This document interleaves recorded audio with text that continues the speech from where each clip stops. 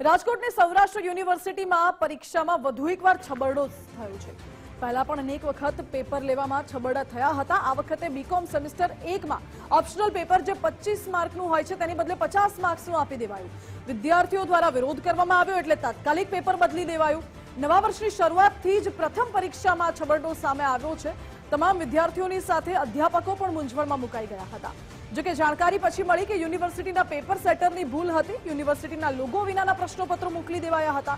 વિદ્યાર્થીઓનો અડધો કલાક બગડ્યો એટલે પછી તેમને પાછળથી વધુ સમય અપાયો। પેપર સેટરને પણ આની અંદર આપણે ખુલાસો માંગીએ। યુનિવર્સિટીએ ભૂતકાળમાં પણ આવું કર્યું છે અને અત્યારે પણ આ કરીશું।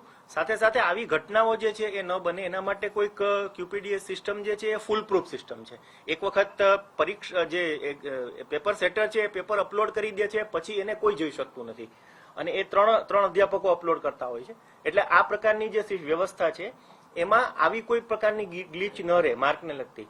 અભ્યાસક્રમની પેપર હતું એવો કોઈ બીજો પ્રશ્ન નહોતો, માત્ર ખાલી જે કુલ માર્ક જે છે એ 25 હોવા જોઈએ ઓપ્શનલ પેપરમાં 2 ક્રેડિટનું, અને એની બદલે એમાં 50 માર્કનું પૂછાયું હતું। તો આ 6-7 કેન્દ્ર છે એમાં પેપર બદલી અને ફરી પાછું કર્યું છે। પણ આપણે જે કહ્યું એ પ્રમાણે પરીક્ષકનો પણ એની અંદર ખુલાસો માંગવામાં આવે અને જે પણ આમાં યુનિવર્સિટીના નિયમ પ્રમાણે કાર્યવાહી। તે લાંબા સમયથી યુનિવર્સિટીમાં પરીક્ષા નિયામક નથી, ચાર્જથી ચાલે છે। કેમિસ્ટ્રી ડિપાર્ટમેન્ટના પ્રોફેસર મનીષ શાહને ચાર્જ આપ્યો છે। જૂના જે પરીક્ષા નિયામક હતા નિલેશ સોની એ ઓએસડી તરીકે કાર્યરત છે। હવે આ બંને અને યુનિવર્સિટીના બાકીના વિભાગો, દાખલા તરીકે એકેડેમિક વિભાગ કે જ્યાંથી અભ્યાસક્રમની બાબતો નિયત થતી હોય, આ વિગત અને પરીક્ષા વિભાગ સાથેનું સંકલન નથી પૂરતું। એના કારણે કદાચ એવું લાગે છે કે વારંવાર ભૂલો થાય છે।